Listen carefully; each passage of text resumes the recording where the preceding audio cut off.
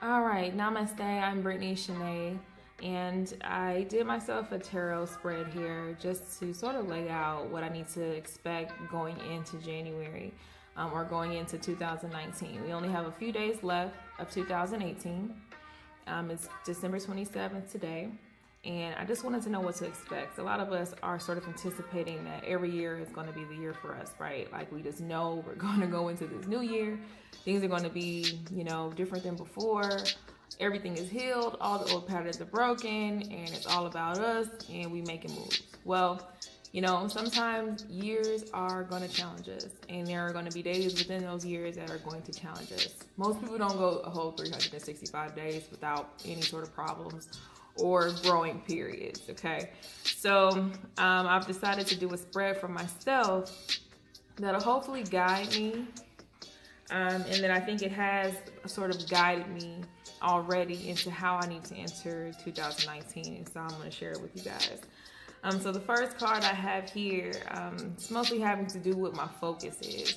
Now, ironically, I was recently dealing with something where I was feeling like people in my life were being displaced, or their roles in my life are shifting.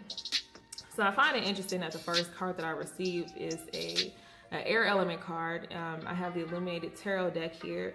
So spades are swords, and swords have to do with mental processes and how we think, our intellect, how clever we are, our mental processes. And this particular card has to do with facing an opponent of some sort, or at least dealing with another person in such a way where either the way we work with them is challenging us, or they are an opponent, quite literally an opponent. Maybe not an enemy, but definitely someone who challenges us in some way or another.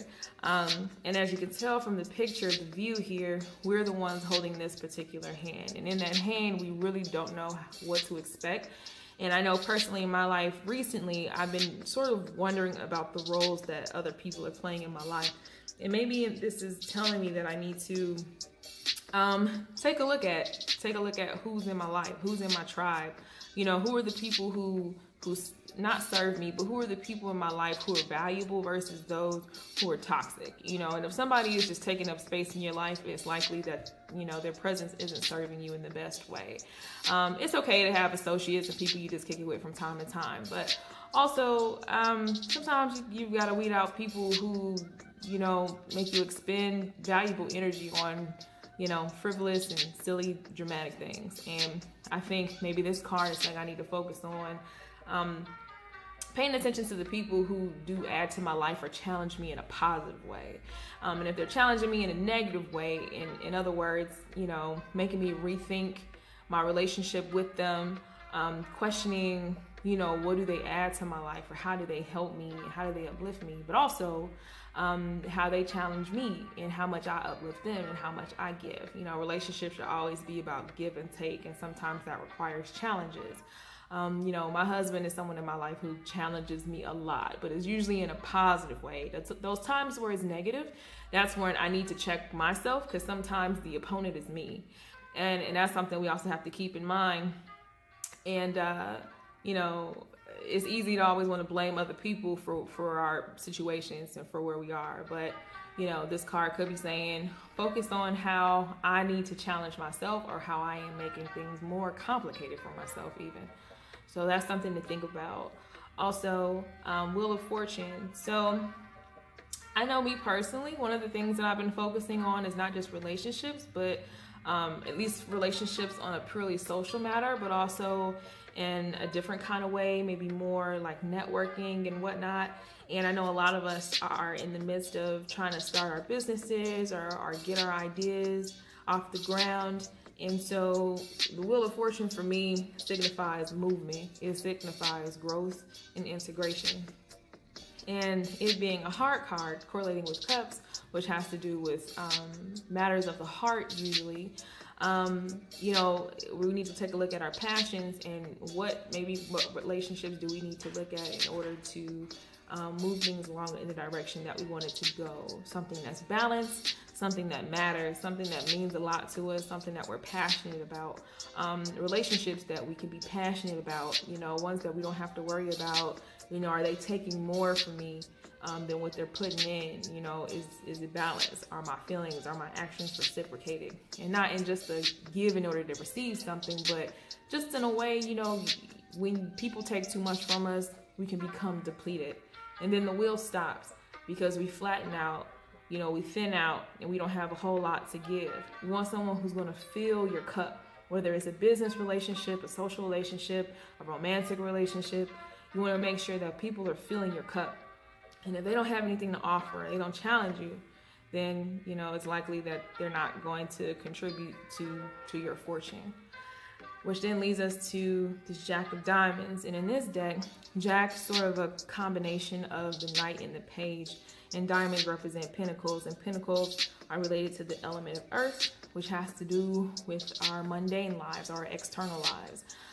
So the way I interpret this is that, you know, again, looking at the things that we're passionate about, things that fill our cup, we need to visualize what it is that we want. When we visualize it, or when we see things, it's okay to write down what comes to mind. I think it's very important to write down things that are important to you when you come up with creative ideas, or when you have dreams, or, you know, when someone says something that means a lot or has a lot of meaning for you, then it's important to write it down. Oftentimes it's easy to forget stuff, you know, after it's been a while since you've heard it. Or maybe you've got a billion other things going on, and in the midst of all that, it's difficult to, you know, pull that file out of the cabinet of your brain when you have a lot going on. But sometimes it really helps a lot to have something written down, and maybe in your view, so you're always reminded of what it is that you're doing this for, what your passions are, where are you most creative, where are you most successful, and then that allows you to more easily manifest. When you visualize it and you write it down, it's more likely to come into fruition. You'll hear a lot of famous people say, successful people say, you know, I had to plan it out. You know, most people don't have successful businesses if they don't have a business plan. You know, most people don't remember things unless they write it down. You know, now you might be lucky enough to have a photographic memory. I personally do not. So writing things down is very important to me. And I've noticed that ever since I have been writing things down more faithfully, that, you know, things have been a little bit easier for me to map out, not just in my mind, but also, you know, helps keep in mind what it is I need to do next. What are the next steps I need to take in order to get to where I want to be, so that I can develop. And the imagery I see here as far as development, writing things down so that they manifest, is how she's holding the pentacle in her hand, which we can almost say is like a seed. And in that seed, when you plant those seeds, then they're able to grow. And I think that's what the flowers are about. But that requires us to take action. Again, the wheel of fortune. You know, things don't get moving unless you take action. But we got to be mindful, you know, of who we are and who the people in our lives are. Because if you surround yourself around the wrong people, it's likely you're not going to get to where it is you want to go. And you want to be with people who contribute to your will, and people who contribute to your manifesting. And if all they're doing is challenging you, you'll stay stuck. You'll still stay stuck not knowing what's in this hand, not knowing what to do next, feeling like you can't get to this next part, getting the ball rolling, getting things moving. So that's my interpretation of it. Maybe you have a different interpretation of this reading. Let me know what you think based off of looking at the cards. Also, feel free to share if this deck resonates with you, or if this reading resonates with you, or even if it doesn't. I look forward to hearing what you all have to say in the comment section. You're welcome to follow me on my blog. You can see at www.brittanyshanae.com. Also, you can follow me on Instagram at BrittanyShanae.